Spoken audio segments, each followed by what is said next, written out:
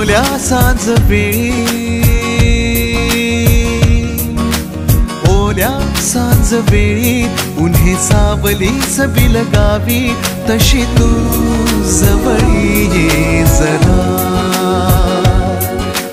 कोऱ्या कागदाची कविता जशी व्हावी, तशी तू हलके बोलना.